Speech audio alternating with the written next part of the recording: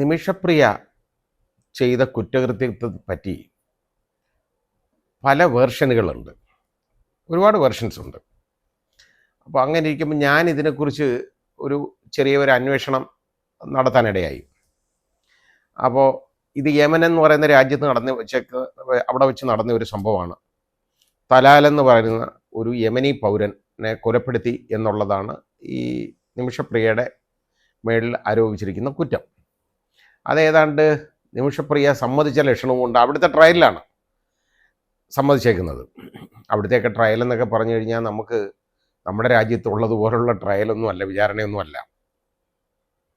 അവിടെ അങ്ങനെയൊന്നുമില്ല. വളരെ പോലീസ് പറയുന്നത്, അവരുടെ പോലീസ് പറയുന്ന കാര്യങ്ങളൊക്കെ അവിടെ ഒരുമാതിരി നടക്കും. അതാണ് അവിടുത്തെ സ്ഥിതി. അപ്പോൾ എൻ്റെ ഒരു പരിചയക്കാരൻ എൻ്റെ അടുത്ത്, അദ്ദേഹം ലീഗൽ അഡ്വൈസിനൊക്കെ വന്നിട്ടുള്ള ആളാണ്. ഒരു ഷിയാദ് എന്നാണ് അദ്ദേഹത്തിൻ്റെ പേര്. ബാക്കി ഞാൻ വിശദവിവരങ്ങളൊന്നും പറയുന്നില്ല. അദ്ദേഹത്തിന് ഒരുപാട് രാജ്യങ്ങളിൽ ബിസിനസ് ഉണ്ട്, എല്ലാ GCC കൺട്രികളിലും. അതേപോലെ തന്നെ ഈ യമനിലുണ്ട്, പിന്നെ റഷ്യയിൽ, ഇതേപോലെ പല രാജ്യങ്ങളിലും അദ്ദേഹത്തിന് പല രീതിയിലുള്ള ബിസിനസ് ഉള്ള ഒരാളാണ്. അപ്പോൾ ഷിയാദ് എന്നെ വിളിക്കാനിടയായി കേട്ടോ, ഇതറിഞ്ഞുകൊണ്ട്. എൻ്റെ ഈ സംഭാഷണമൊക്കെ കേട്ടതിന് ശേഷം, എൻ്റെ വീഡിയോ കണ്ടതിന് ശേഷമാണ് വിളിക്കുന്നത്.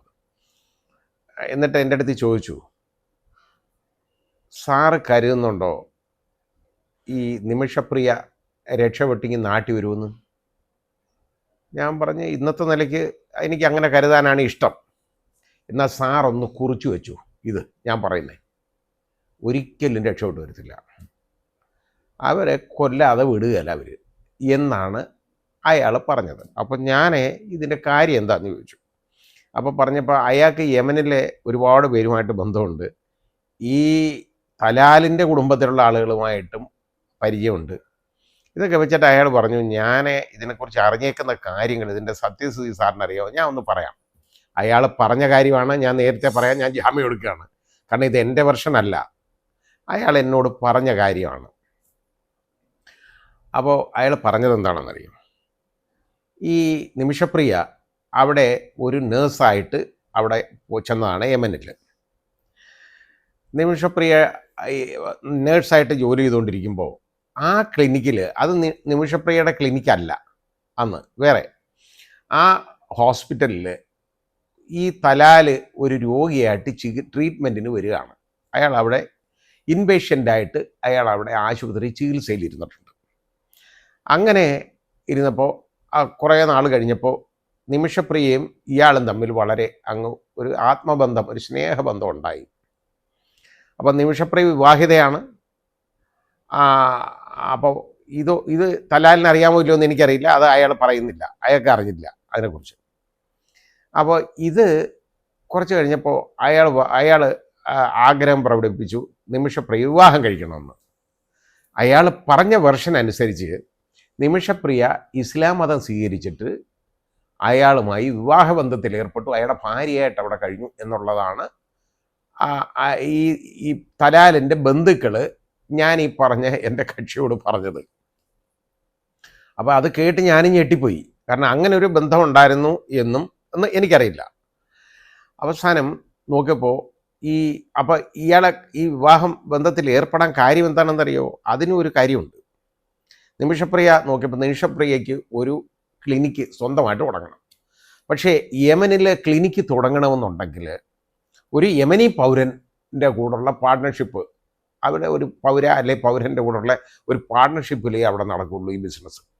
അതല്ലാതെ സ്വന്തമായിട്ട് നമുക്ക് വേറൊരു രാജ്യക്കാരന് പോയി അവിടെ ഒരു ബിസിനസ്സോ സംരംഭമോ ക്ലിനിക്കോ ഇതൊന്നും തുടങ്ങാൻ പറ്റത്തില്ല. അപ്പോൾ ഇയാളെ പാർട്ട്ണറാക്കി. അങ്ങനെ ഈ പാർട്ട്ണറും ഈ രണ്ട് പാർട്ട്ണർമാരും കൂടെ അവസാനം അങ്ങ് ശരിയായ പാർട്ട്നേഴ്സായി എന്നുള്ളതാണ് അവർ പറയുന്നത്. അങ്ങനെ ഇരുന്ന് കഴിഞ്ഞപ്പോൾ കുറച്ച് നാൾ കഴിഞ്ഞപ്പോൾ ഇവർ തമ്മിൽ അഭിപ്രായ വ്യത്യാസം ഉണ്ടായി. അഭിപ്രായ വ്യത്യാസം ഉണ്ടായത് നിമിഷയുടെ ഭർത്താവിൻ്റെ ഇടപെടൽ മൂലമാണെന്ന് പറയപ്പെടുന്നു അവിടെ. ഏതായാലും നിമിഷപ്രിയയ്ക്ക് ഇയാളെ ഒഴിവാക്കേണ്ട ഒരു സാഹചര്യം വന്നു. ഒഴിവാക്കുക എന്ന് പറഞ്ഞു കഴിഞ്ഞാൽ ആ വിവാഹബന്ധം വേണ്ട, അതിന് അയാൾ തയ്യാറല്ല, അയാൾ ഡൈവോഴ്സ് കൊടുക്കാൻ അയാൾ തയ്യാറല്ല. അപ്പോൾ അത് വന്നു കഴിഞ്ഞപ്പോൾ എന്താ, നിമിഷപ്രിയയുടെ പാസ്പോർട്ടും മറ്റ് രേഖകളുമൊക്കെ ഇയാളുടെ കയ്യിലാണ്, തലാലിൻ്റെ കയ്യിലാണ്. അപ്പോൾ നിമിഷപ്രിയയ്ക്ക് അവിടുന്ന് എങ്ങനെയെങ്കിലും രക്ഷപ്പെട്ട് പോകണം. കാരണം ഇയാളിലെ പീഡനമൊക്കെ ആരോപിക്കുന്നുണ്ട് ധാരാളം. പീഡനമൊക്കെ ആരോപിക്കുക എന്ന് പറഞ്ഞു കഴിഞ്ഞാൽ വളരെ ലൈംഗിക പീഡനമുണ്ട്, അത് വലിയ ബുദ്ധിമുട്ടായി, ആ ജീവിതം മുമ്പോട്ട് കൊണ്ടുപോകാൻ പറ്റത്തില്ല എന്നുള്ള ഒരു ആരോപണമൊക്കെ നിമിഷപ്രിയ പറഞ്ഞിട്ടുള്ളതായിട്ട് അറിയുന്നു. അങ്ങനെ വന്നു കഴിഞ്ഞപ്പോൾ നിമിഷപ്രിയ അവസാനം കണ്ട ഒരു മാർഗം എന്ന് പറയുന്നത് ഈ പാസ്പോർട്ട് എടുക്കണമല്ലോ. ഈ പാസ്പോർട്ട് ഇയാളെ കയ്യിൽ നിന്ന് കിട്ടണം, എന്നാലേ അവിടുന്ന് ഊരിപ്പറിച്ച് പോകാൻ പറ്റുള്ളൂ, അല്ലാതെ മാർഗ്ഗമില്ലല്ലോ. അപ്പോൾ അയാളെ അറിഞ്ഞുകൊണ്ട് കൊടുക്കുകയല്ല. അപ്പോൾ ഇയാളെ ട്രീറ്റ്മെൻറ്റിൻ്റെ ഭാഗമായിട്ട് ഈ അയാൾക്ക് ഇഞ്ചക്ഷനൊക്കെ എടുക്കാറുണ്ട്. അങ്ങനെ ആ ഇഞ്ചക്ഷൻ എടുക്കാനായിട്ട് ഇയാൾ വന്നു. ഈ ഇഞ്ചക്ഷൻ എടുക്കാനായിട്ട് ഇയാളെ വരുത്തിയിട്ട് ഇയാൾക്ക് ഈ മയക്കാനുള്ള മരുന്ന് ഇഞ്ചക്ട് ചെയ്യാണ്. കാരണം ഇയാളെ ഒന്ന് അബോധാവസ്ഥയിലാക്കണം, എന്നിട്ട് ഈ പാസ്പോർട്ടും ഇയാളെ ഇന്ന് എടുക്കണം, പോകണം, ഇതേ ഉള്ളായിരുന്നു ഉദ്ദേശം എന്നാ പറയപ്പെടുന്നത്. അപ്പോൾ പക്ഷേ ഇതിൻ്റെ പ്രശ്നം എന്തെന്നറിയോ, ഇയാൾക്ക് ശ്വാസകോശ സംബന്ധമായിട്ടൊക്കെയുള്ള രോഗമുള്ള ഒരാളാണ്. അങ്ങനെയുള്ള ഒരാൾക്ക് ഇതേപോലെ സെഡേഷൻ കൊടുത്തു കഴിഞ്ഞാൽ അതിൻ്റെ ഡോസൊക്കെ എന്നൊക്കെ പറഞ്ഞാൽ വളരെ ശരിയായി തീരുമാനിക്കണം. അതൊരു നേഴ്സിനൊന്നും ഒരു കാരണവശാലും അതിൻ്റെ നോഹൗ കിട്ടത്തില്ല. അത്രത്തോളം നല്ലൊരു ഡോക്ടർക്ക് മാത്രമേ, ഒരു അനസ്തെറ്റിസ്റ്റിന് മാത്രമേ അത് മനസ്സിലാക്കാൻ ഒക്കുള്ളൂ. അതുകൊണ്ടാണല്ലോ ഈ അനസ്തേഷ്യയുടെ സമയത്ത് നമ്മൾ ഒരുപാട് അനസ്തേഷ്യ കൊടുക്കുന്നതിന് ഒരു ദിവസം മുമ്പ് മുഴുവൻ ടെസ്റ്റും ഒക്കെ നടത്തി അനസ്തെറ്റിസ്റ്റിന് നല്ല ബോധ്യം വരണം നമ്മളിത് വിസ്റ്റാൻഡ് ചെയ്യുമോ ഇല്ലയോ എന്നുള്ളത്. അതുകൊണ്ടാണ് ചെയ്യുന്നത്. ഇതൊന്നും ചെയ്യാതെ ഈ നിമിഷപ്രിയ ഇയാൾക്ക് ഈ ഇഞ്ചക്ഷൻ കൊടുത്തു. ഈ ഇഞ്ചക്ഷൻ കൊടുത്ത് അത്രയും ഡോസ് വേണ്ടായിരുന്നു അയാൾക്ക്. പക്ഷേ അയാൾ അത് കിട്ടിക്കഴിഞ്ഞതിന് ശേഷം ആദ്യം ബോധം പോയി, അയാൾ അങ്ങ് മരണപ്പെട്ടു. ഇതാണ് സംഭവം എന്നാണ് പറയപ്പെടുന്നത് കേട്ടോ. അത് യഥാർത്ഥ ഒരു സാഹചര്യങ്ങൾ വെച്ച് നോക്കിയാലും ഇത് ശരിയാവാൻ സാധ്യതയുണ്ട്. ഇയാളെ കൊല്ലണമെന്നുള്ള ഉദ്ദേശത്തിലാണെങ്കിൽ വിഷം കുത്തിവെച്ച് അങ്ങ് കൊന്നാൽ പോരെ, അല്ലെങ്കിൽ അതുപോലെ വേറെ എന്തെങ്കിലും ചെയ്താൽ പോരെ. ഇതങ്ങനല്ലല്ലോ. ഇത് കൊല്ലാൻ വേണ്ടി ചെയ്തതല്ല, പക്ഷേ ഇയാളെ മയക്കാൻ വേണ്ടി ചെയ്താൽ, പക്ഷേ മയക്കം അത് അത് മരണത്തിലേക്ക് നീങ്ങി. നമ്മുടെ ഇവിടെ വെച്ച് നോക്കിയാൽ ഇങ്ങനൊരു സംഭവമാണെന്നുണ്ടെങ്കിൽ ഇതിനകത്ത് ഞാൻ പറഞ്ഞതുപോലെ ഒരിക്കലും 302 എന്ന് പറയുന്ന ഒരു ഒഫൻസ് വരാൻ സാധ്യത വളരെ കുറവ്. അതായത് പഴയ 302 IPC അത് വരാൻ സാധ്യത കുറവെന്ന് പറഞ്ഞാൽ അറിഞ്ഞുകൊണ്ടുള്ള കൊലപാതകം, അത് വരാൻ സാധ്യത കുറവാണ്. പക്ഷേ ഇത് നരഹത്യയാവും, കുറ്റകരമായ നരഹത്യയാവും, പക്ഷെ കൊലപാതകമാകുന്നില്ല നമ്മുടെ നിയമം. അവിടെ ഈ പണിയൊന്നുമില്ല. അവിടെ ഈ കൾപ്പബിൾ ഹോമിസൈഡ് എമൗണ്ടിങ് ടു മർഡറും നോട്ട് എമൗണ്ടിങ് ടു മർഡറും ഒന്നും അവിടെ ഇല്ല. അവിടെ എന്ന് പറഞ്ഞാൽ ഇത് മരണപ്പെട്ടു, അത് കൊലപാതകമാണ്. അങ്ങനെയുള്ളതിന് പ്രൈമായിട്ടുള്ള അക്യൂസിന് കൊടുക്കുന്ന ശിക്ഷ എന്ന് പറയുന്നത് അത് വധശിക്ഷയുമാണ്. യമനി പൗരൻ കൊല്ലപ്പെട്ടാൽ നിർബന്ധമായിട്ട് വധശിക്ഷ കൊടുക്കും. ഇതിനുശേഷം നിമിഷപ്രിയ ചെയ്തത് അതാണ് മണ്ടത്തരം. അവിടെ മുതലാണ് ഈ ക്രിമിനാലിറ്റി വളരെ കൂടുന്നത്. കാരണം ഇയാളങ്ങ് മരിച്ചുപോയി. ഇയാളെ പിന്നെ എന്തു ചെയ്യും? ഇയാളെ അവിടെ ഇട്ടിട്ട് ഈ സ്ത്രീക്ക് അവിടെ നിന്ന് രക്ഷപ്പെടാനും മാർഗ്ഗമില്ല. അങ്ങനെ വന്നപ്പോൾ ഈ ബോഡി ഡിസ്പോസ് ചെയ്യാൻ ഒരു മാർഗ്ഗമില്ലല്ലോ. അപ്പോൾ ഇവർ മറ്റൊരു അവിടുത്തെ ഒരു യമനി നേഴ്സ്, ആ ക്ലിനിക്കിലുണ്ടായിരുന്ന ഹനാൻ എന്ന് പറയുന്ന ഒരു സ്ത്രീ, അവരെ കൂടെ കൂട്ടിയിട്ട് ഈ ഡെഡ് ബോഡി ഒന്ന് ഡിസിൻറ്റഗ്രേറ്റ് ചെയ്ത്, അതായത് മുറിച്ച് മാറ്റി എങ്ങനെയെങ്കിലും ഡിസ്പോസ് ചെയ്യണം എന്ന് കണ്ടു. അത് കഴിഞ്ഞ് ചെയ്ത കാര്യമെന്ന് പറയുന്നത് വളരെ വലിയ കടുംകൈയാണ്. ഇയാളെ 110 കഷങ്ങളാക്കി. അപ്പോൾ യഥാർത്ഥത്തിൽ എൻ്റെ അഭിപ്രായത്തിൽ ക്രിമിനാലിറ്റി വരുന്നത് അവിടെ മുതലാണ്. അപ്പോൾ ഇയാളുടെ മരണസമയത്തല്ല ഈ ക്രിമിനാലിറ്റി, ഇതുപോലെ കൊല്ലണം എന്നുള്ള ക്രിമിനാലിറ്റി വന്നേക്കുന്നത്. ഇത് കഴിഞ്ഞിട്ട് ഈ ഡെഡ് ബോഡി ഡിസ്പോസ് ചെയ്യാനായിട്ട്, തെളിവ് നശിപ്പിക്കാനായിട്ട് 110 കഷണങ്ങളാക്കി ഇവർ രണ്ടുപേരും കൂടെ അത് കൊണ്ടുവന്നിട്ട് അടുത്തുള്ള ഒരു ഫ്ലാറ്റ് സമുച്ചയത്തിൽ അതിൻ്റെ വാട്ടർ ടാങ്കിൽ, ആളുകൾ താമസിക്കുന്ന സ്ഥലമാണ്, വാട്ടർ ടാങ്കിൽ ഇട്ട് കൊടുത്തു. ആളുകൾ അത് അവസാനം ഇയാളെ കാണാനില്ല. എന്നിട്ട് അവിടുന്ന് കടക്കുകയാണ്, പാസ്പോർട്ടും തപ്പിക്കൊണ്ട് പോയി. അപ്പോൾ അത് ബാക്കി ഞാൻ പറഞ്ഞില്ല, എൻ്റെ ആ പരിചയക്കാരൻ എൻ്റെ കക്ഷി പറഞ്ഞതെന്ന് ബാക്കി കൂടെ ഞാൻ പറഞ്ഞുതരാം. അപ്പോൾ ഇത് കഴിഞ്ഞ് ഇവർ ഇവിടുന്ന് അങ്ങ് പോയി. ആളുകളൊക്കെ അവിടെ ഇയാളെ കാണാനില്ല. അപ്പോൾ കുടുംബക്കാരൊക്കെ അന്വേഷണം തുടങ്ങി. അപ്പോൾ ഈ ആളുകൾ, ആ ഫ്ലാറ്റ് സമുച്ചയത്തിലുള്ളവരെല്ലാം പരാതി പറയാൻ തുടങ്ങി. ഈ വാട്ടർ ടാങ്കിലെ വെള്ളത്തിന് സംബന്ധിച്ചിടത്തോളം എത്ര പേര് അത് കുടിച്ചു കാണുമെന്ന് ആലോചിച്ച് നോക്കുള്ളൂ. എന്ത് ദ്രോഹമാണ് ചെയ്തേക്കുന്നത്. അതൊക്കെ ശരിയാണ്, അത്രത്തോളം ദ്രോഹം ചെയ്തിട്ടാണ് ആ പോയേക്കുന്നത് കേട്ടോ, പോയി. അപ്പോൾ ഇനി ഞാൻ ബാക്കി ഞാൻ പറഞ്ഞില്ലേ, എൻ്റെ ആ കക്ഷി പറഞ്ഞ കാര്യത്തിലേക്ക് വരാം. ഇവിടുന്ന് ഇവർ പോയത് എങ്ങോട്ടാണെന്നറിയാം. നിമിഷപ്രിയയ്ക്ക് അവിടെ നിന്ന് അല്ലാതെ അവിടെ നിന്ന് രക്ഷപ്പെടാനൊക്കെ വലിയ ബുദ്ധിമുട്ടാണ്. പോയത് നേരെ പോയത് ഒരു ഒരു അഭയാർത്ഥി ക്യാമ്പിലേക്കാണ്.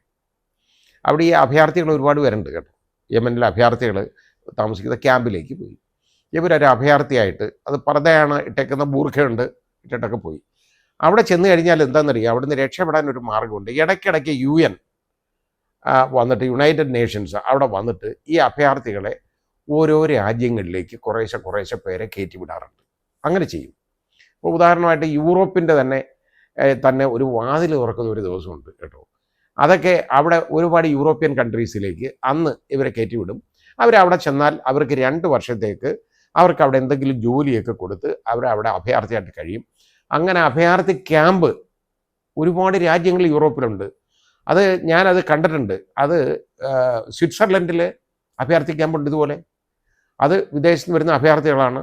അവർക്ക് ഒരുമാതിരി നല്ല ജീവിതം അവിടെ കൊടുക്കുന്നത് കേട്ടോ. താമസിക്കാൻ നല്ല കെട്ടിടം, ജോലി, ഇതൊക്കെ ഉണ്ട്. അങ്ങനെയൊക്കെ കൊടുത്തതിന് ശേഷം പിന്നെ അവർ കോടതിയിൽ പോയിട്ട് സാധാരണഗതിയിൽ അവർ ഈ ഒരു കോടതിയിൽ പെറ്റീഷൻ കൊടുക്കും. അവിടുത്തെ കോടതികളിൽ കൊടുത്തിട്ട് പറഞ്ഞാൽ ഇത്ര വർഷമായിട്ട് ഞങ്ങൾ ഇവിടെ കഴിയുന്നു, ജോലി ചെയ്യുകയാണ് അന്ന്. ആ സ്റ്റാറ്റസ് മാറ്റി അവർക്ക് അവിടുത്തെ പാസ്പോർട്ട്, ആ രാജ്യത്തെ സിറ്റിസൺഷിപ്പ് കൊടുത്ത് പാസ്പോർട്ട് കൊടുക്കാനുള്ള ഒരു ഉത്തരവ് പലപ്പോഴും കോടതികൾ പുറപ്പെടുവിപ്പിക്കാറുണ്ട്. അങ്ങനെ പോകാം എന്നുള്ളത് ഉദ്ദേശിച്ചായിരിക്കാം നിമിഷപ്രിയ അഭയാർത്ഥി ക്യാമ്പിൽ പോയത്. അപ്പോൾ നിമിഷപ്രിയയ്ക്ക് വേണ്ടി തെരച്ചിൽ ആരംഭിച്ചു. കാരണം നിമിഷപ്രിയ ഒളിച്ചു പോയിട്ടുണ്ടല്ലോ. ഒളിച്ചു പോയെന്ന് പറയുന്നത് വലിയൊരു സാഹചര്യമാണ്. നിമിഷപ്രിയക്കെതിരെയുള്ള വലിയൊരു സാഹചര്യ തെളിവും കൂടാണ്. പോയി ഹനാൻ അറസ്റ്റിലായി, കസ്റ്റഡിയിലായി. അപ്പോൾ ഇത് വന്നു കഴിഞ്ഞപ്പോൾ വേറെ നിമിഷപ്രിയ അന്വേഷിക്കുന്നു, കിട്ടുന്നില്ല. അവസാനം ഈ അഭയാർത്ഥി ക്യാമ്പിലെ ആളുകളുടെ ഫോട്ടോ എടുത്തത് അവിടെ ഏതോ ഒരു പ്രസിദ്ധീകരണത്തിൽ ഫോട്ടോ വന്നപ്പോൾ ബൂർഖയിട്ടേക്കാണ്, അറിയാൻ, പക്ഷേ കണ്ണ് രണ്ടും വെളിയിൽ കാണാം. അപ്പോൾ ഇവിടെ എല്ലാം ചെയ്തു കഴിഞ്ഞാൽ നമ്മുടെ നാട്ടിലെ പോലൊന്നുമല്ല. അവിടെയൊക്കെ അത്രത്തോളം അങ്ങനെയുള്ള രാജ്യമാണെങ്കിൽ പോലും ഈ ഐ പ്രിൻ്റ് എന്ന് പറയുന്നത് എല്ലാവരും സൂക്ഷിക്കാറുണ്ട്. ഐ പ്രിൻ്റ് സൂക്ഷിക്കും ഓരോ ആളുകളുടെയും, നമ്മളവിടെ ചെല്ലുന്നത്. അപ്പോൾ ഈ ഐ പ്രിൻ്റ് വെരിഫൈ ചെയ്യണമല്ലോ, കമ്പ്യൂട്ടറിൽ അത് വെരിഫൈ ചെയ്യണം. നോക്കപ്പം ഇങ്ങനെ ബൂർഖയിട്ട ഒരു സ്ത്രീയുടെ ഈ കണ്ണുള്ള ഐ പ്രിൻ്റ് അത് അങ്ങോട്ട് കിട്ടി. അത് അവർ മാഗ്നിഫൈ ചെയ്തെടുത്ത് നോക്കി, അത് ഡെവലപ്പ് ചെയ്തെടുത്ത് നോക്കിയപ്പോൾ ഈ ഐ പ്രിൻ്റുകളുമായിട്ട് എല്ലാം അത് തട്ടിച്ച് കമ്പയർ ചെയ്തപ്പോൾ നിമിഷപ്രിയയുടെ ഐ പ്രിൻ്റുകളാണ് എന്ന് അവർ തിരിച്ചറിഞ്ഞാണ് ഈ നിമിഷപ്രിയ ഏതാണ്ട് 33 ദിവസത്തോളമായി ഈ സംഭവത്തിന് ശേഷം അറസ്റ്റ് ചെയ്യപ്പെടുന്നു. ഇതാണ് ഈ കേസിൻ്റെ നാൾ വഴി എനിക്ക് പറഞ്ഞു തന്നാണ് ഇങ്ങനെ സംഭവം ഉണ്ടായത്. ഇനിയിപ്പോൾ നമുക്ക് എല്ലാവരും പറയും അങ്ങനെ ഇത് കടുംകയ്യ ചെയ്തതല്ലേ, അത് ശരിയാണ്, കുറ്റം ചെയ്തത് തന്നെയാണ്.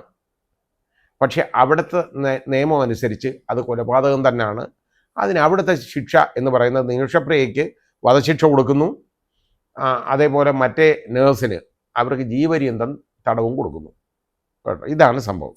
ഇനി നിമിഷപ്രിയ രക്ഷപ്പെട്ട് വരുമോ എന്ന് ചോദിച്ചു കഴിഞ്ഞാൽ ഈ ബ്ലഡ് മണി സ്വീകരിക്കണം. അപ്പോൾ എൻ്റെ ഈ പരിചയക്കാരൻ തന്നെ വീണ്ടും പറഞ്ഞ ഒരു കാര്യം കൂടെ ഞാൻ പറയുകയാണ്. സാറേ, ഈ ഹൂതികളുണ്ടല്ലോ, ഇവർ ഹൂതി വർഗത്തിൽപ്പെടുന്നതാണ്. ഈ തലാൽ ഈ ഹൂതി വിഭാഗത്തിലാണ്. അവർ ഒരിക്കലും ബ്ലഡ് മണി സ്വീകരിക്കത്തില്ല. അയാൾ പറഞ്ഞ കാര്യമാണ്.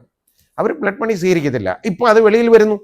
കാരണം ഈ തലാലിൻ്റെ സഹോദരനുണ്ടല്ലോ, അയാൾ പറയുന്നേ രക്തബന്ധം വില കൊടുത്ത് വാങ്ങാൻ പറ്റുന്നതല്ല, അതുകൊണ്ട് ഞങ്ങളത് സ്വീകരിക്കത്തില്ല. ആ കുടുംബക്കാർ ഇതുവരെ തയ്യാറായിട്ടില്ല. അവരെ പ്രീണിപ്പിക്കാനായിട്ട് ഞാൻ നേരത്തെ പറഞ്ഞ സൂഫി വര്യനും അതുപോലെ തന്നെ നമ്മുടെ കാന്തപുരം ഉസ്താദും ഒക്കെ ഒരുപാട് ശ്രമിച്ചുകൊണ്ടിരിക്കുകയാണ്. ഇവരെ എങ്ങനെയെങ്കിലും പ്രീണിപ്പിച്ച് ഇവരെ ഈ വഴിയിലേക്ക് കൊണ്ടുവരണം. പക്ഷേ അത് അത്ര എളുപ്പമുള്ള ഒരു സംഗതിയായിട്ട് ഇവരെ അറിയാവുന്നവർ പറയുന്നില്ല. യമനിലൊക്കെ അവസാനം വരെ യമനിലെ ഒരാളെ വധശിക്ഷ നടത്തുന്ന ഒരു വീഡിയോ ഞാൻ കണ്ടിട്ടുണ്ട്. അപ്പോൾ അതിനകത്ത് അവസാന നിമിഷം വരെ ഉണ്ടല്ലോ ഈ വാഗ്വാദങ്ങൾ നടക്കും. വാഗ്വാദങ്ങളെന്ന് പറഞ്ഞാൽ ഇത് ഓഫർ ചെയ്യുക, അവർ വേണ്ടെന്ന് പറയും, അല്ലെ ഇത് ഇങ്ങനെയൊക്കെ നടക്കും.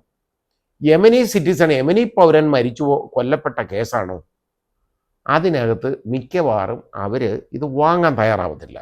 വാങ്ങാൻ തയ്യാറായി അവർ മാപ്പ് കൊടുത്തില്ലെങ്കിൽ നിമിഷപ്രിയ വധശിക്ഷയ്ക്ക് വിധേയമാകും. അതിന് സംശയമൊന്നുമില്ലാത്ത കാര്യമാണ്. അപ്പോൾ ഇനി ഈ മാപ്പ് കൊടുത്തെന്നിരിക്കട്ടെ, അത് വാങ്ങിച്ചാലും നാളെ ഇനി വരാൻ പറ്റുമോ? പറ്റത്തില്ല. അവിടെ ശിക്ഷ അനുഭവിക്കണം. അവിടെ ജയിലിൽ കിടക്കേണ്ടതായിട്ട് വരും. ജയിൽ ശിക്ഷ എന്ന് പറയുന്നത് ഒഴിവാക്കാൻ പറ്റത്തില്ല, ആ രീതിയിലാവും. അത് എനിക്ക് അയാൾ തന്നെ എനിക്ക് റഹീമിൻ്റെ കാര്യം കൂടെ പറഞ്ഞു തന്നു. സൗദിയിൽ ജയിലിൽ കഴിയുന്ന റഹീം ഉണ്ടല്ലോ, ഒരു സൗദി ബാലൻ, അയാൾ മൂലം കൊല്ലപ്പെട്ടു. അത് അവസാനം അയാളെ വധശിക്ഷയ്ക്ക് വിധിച്ചു. ബ്ലഡ് മണിയൊക്കെ കൊടുത്തിട്ട് എങ്ങനെയെങ്കിലും അവരെ പ്രീണിപ്പിച്ചെടുത്ത് ബ്ലഡ് മണിയൊക്കെ അവരങ്ങ് വാങ്ങി. അവരതും വാങ്ങിയെടുത്ത് വെച്ചിട്ട് അവർ പിന്നെ അനങ്ങത്തില്ല. അങ്ങനെ അവസാനം ഇപ്പോൾ അയാൾക്കിനി 1 വർഷം കൂടെ ജയിലിൽ കിടന്നാൽ മതി കേട്ടോ. ആ രീതിയിൽ അയാൾ തടവ് ശിക്ഷ തീരും. അപ്പോൾ അതിന് അവിടുത്തെ സർക്കാർ എന്നിട്ട് അപ്പീൽ കൊടുത്തു. ഈ കാശൊക്കെ കൊടുത്താണ് അപ്പീൽ കൊടുത്തു. പക്ഷേ അപ്പീൽ കോടതി തള്ളി. ഇയാളുടെ ശിക്ഷ കൂട്ടണമെന്ന് പറഞ്ഞാൽ തള്ളി. അപ്പോൾ എന്നാൽ ഉടനെ ഇനി വരാൻ പറ്റുമോ എന്ന് ചോദിച്ചപ്പോൾ അയാൾ തന്നെ എനിക്ക് പറഞ്ഞു തന്ന ഒരു കാര്യമുണ്ട്. അവിടുത്തെ ഇയാൾ കുട്ടിയല്ലേ കൊല്ലപ്പെട്ടത്, അവിടുത്തെ ചിൽഡ്രൻസ് കോടതിയിലെ ഒരു കേസുണ്ട്. അതിപ്പോൾ നടന്നുകൊണ്ടിരിക്കുക കേസ് കേട്ടോ. ആ കേസിൽ എങ്ങനെ ആയാലും അയാൾക്ക് ഒരു 3 വർഷം കൂടെ തടവ് ശിക്ഷ കിട്ടും.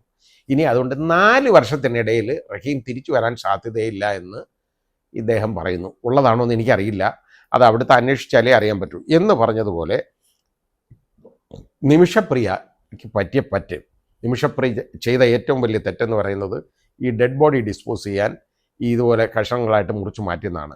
നേരത്തെ ആണെങ്കിൽ ഈ പ്രൈവറ്റ് ഡിഫൻസ് എന്നുള്ള വാദം നിലനിൽക്കുമായിരുന്നു. ഇത് മുറിച്ച് മാറ്റിയില്ലായിരുന്നെങ്കിൽ പറഞ്ഞാൽ മതി, ഇയാൾ എൻ്റെ പാസ്പോർട്ട് എടുത്ത് വെച്ചേക്കുക, അപ്പം ഞാൻ ഇയാളെ ഒന്ന് മയക്കാനായിട്ടൊരു മരുന്ന് കൊടുത്തു, മയക്കിയിട്ട് ഈ പാസ്പോർട്ട് എനിക്ക് എടുക്കണം, അത് വേണ്ടിയാ ചെയ്തത്, അങ്ങനെ അങ്ങ് ചെയ്തു പോയി എന്ന് പറഞ്ഞാൽ അതും പ്രൈവറ്റ് ഡിഫൻസിൻ്റെ പരിധിയിലൊന്നും വരത്തില്ല. ഈ പറയുന്ന പോലെ വധശിക്ഷ കിട്ടത്തില്ലായിരുന്നു മിക്കവാറും, അത് ഇന്ന് മാറ്റിയന്നെ. പക്ഷേ അതല്ല ചെയ്തത്, ഈ പണി ചെയ്തു. കഷണമായിട്ട് മുറിച്ചതും മാത്രമോ, പാവങ്ങൾ ബാക്കിയുള്ള ആളുകൾ താമസിക്കുന്നിടത്ത് വാട്ടർ ടാങ്കി കൊണ്ടുവന്ന് ഇട്ട് കൊടുത്തു. അങ്ങനെയും ചെയ്തു. പിന്നെ അവിടുന്ന് അബ്സ്കോണ്ട് ചെയ്തു, ഒളിച്ചുപോയി. ഇതെല്ലാം ഇവർക്കെതിരെയുള്ള സാഹചര്യങ്ങളാണ്. ഇതൊന്നും പക്ഷേ കൊലപാതകത്തിലേക്ക് വലിച്ചുകൊണ്ടുന്ന സാഹചര്യമാണെന്ന് നമുക്ക് പറയാൻ ഒക്കത്തില്ല. നമ്മുടെ നിയമം അനുസരിച്ച് നോക്കിയാൽ ഇത് ഈ കൾപ്പബിൾ ഹോമിസൈഡാണ്, നോട്ട് അമൗണ്ടിങ് മർഡറായിട്ടേ വരുള്ളൂ. പക്ഷേ അവിടുത്തെ നിയമം അനുസരിച്ച് ഇത് കൊലപാതകം തന്നെയാണ്. നിമിഷപ്രിയയുടെ രക്ഷയ്ക്ക് വേണ്ടി ഇവരൊക്കെ ആ കുടുംബത്തെ പ്രീണിപ്പിച്ച് ഏതെങ്കിലും വിധത്തിൽ ആ വരുതിക്ക് കൊണ്ടുവരാൻ പറ്റുന്നോ ഇല്ലയോ എന്നുള്ളത് നിമിഷപ്രിയയുടെ ഒരു തലവര അനുസരിച്ചിരിക്കും. ഏതായാലും ആ സഹോദരി രക്ഷപ്പെട്ട് മരണത്തിൽ നിന്ന് വധശിക്ഷയിൽ നിന്ന് മാറുന്നെങ്കിൽ മാറിക്കോട്ടെ എന്ന് ഞാനിപ്പോഴും പ്രാർത്ഥിക്കുന്നു. വളരെ ഒരു ബുദ്ധിമുട്ടുള്ള ഒരു കാര്യം എന്ന് പറയുന്നത് നമ്മുടെ മലയാളികൾ തന്നെ പലരും ഇതിൽ ചെയ്യുന്ന പ്രവൃത്തികളാണ്. ഇവർ ഗൂഗിളിലൊക്കെ കയറിയിട്ട് ഗൂഗിൾ ട്രാൻസ്ലേഷൻ എടുത്ത് ഓരോ കമൻറ്റ് ഈ തലാലിൻ്റെ കുടുംബാംഗങ്ങളുടെയൊക്കെ ഫേസ്ബുക്ക് പേജിലുമൊക്കെ ഇട്ട് കൊടുക്കും കമൻറ്റ്. അതായത് നിങ്ങൾക്ക് ഇതുപോലെ ഈ പണം വാങ്ങി ഇയാളെ ഈ കൊലപാതകത്തിൽ നിന്ന് രക്ഷപ്പെടുത്തേണ്ട അത് കാര്യമുള്ളതാണോ, ചെയ്യാൻ പാടുള്ളതാണോ, അത് അവർക്ക് നാണമില്ലേ എന്നുള്ള രീതിയിൽ അതങ്ങോട്ട് പോവുകയാണ്. അത് മാത്രമല്ല, ഇതിൽ ഇടപെട്ട അതായത് ഷേഖ് ഹബീബ് ഉമർ, അദ്ദേഹത്തിനെ ആക്ഷേപിച്ചുകൊണ്ടുള്ള ഒരുപാട് പോസ്റ്റുകളും ഇതുപോലെ ഇട്ട് വരികയാണ്, ഇതുപോലെ സോഷ്യൽ മീഡിയയിൽ. ഇതൊക്കെ അവിടെ ഈ ചർച്ചകൾക്ക് വളരെ വഴിമുട്ടുന്നുണ്ട്, വളരെ ബുദ്ധിമുട്ടാണ്. ഏതെങ്കിലും വിധത്തിൽ ഇത് ഒന്ന് ശരിയാക്കി എടുത്ത് അവരെ ഒന്ന് പ്രീണിപ്പിച്ച് അവരെ കൊണ്ട് ഇതിനൊന്ന് സമ്മതിപ്പിച്ച് കൊണ്ടുവരാൻ തുടങ്ങുമ്പോഴാണ് നിങ്ങൾക്ക് നാണമില്ലേ ഇത് യാവതം വാങ്ങിക്കൊണ്ട് ഈ കൊലപാതകത്തിൽ നിന്ന് പ്രതിയെ രക്ഷപ്പെടുത്താൻ എന്നൊക്കെയുള്ള ചോദ്യം ചോദിച്ചു കഴിഞ്ഞാൽ അത് അറബിക് ട്രാൻസ്ലേഷനാണ് അയച്ചു കൊടുക്കുന്നത് അവർ മനസ്സിലാക്കാൻ വേണ്ടി. പിന്നെ അവർ നിൽക്കുമോ? നമുക്ക് തന്നെ കുഴി തോണ്ടല്ലേ ഇത്. ആ സഹോദരി രക്ഷപ്പെടുന്നത് അവർ ചെയ്തത് തെറ്റ് തന്നെയാണ്, ഒരു സംശയമില്ല, കുറ്റമാണ്. പക്ഷേ അവരെ കൊല്ലാതിരുന്നൂടെ? അവർ ജയിലിൽ കിടക്കുന്നേ അവിടെ കിടന്നോട്ടെ, ജീവിച്ചിരിക്കുന്നെങ്കിലെന്ന് ആവുമല്ലോ. അതെങ്കിലും നമ്മളൊന്ന് തിരിച്ചറിയണ്ടേ.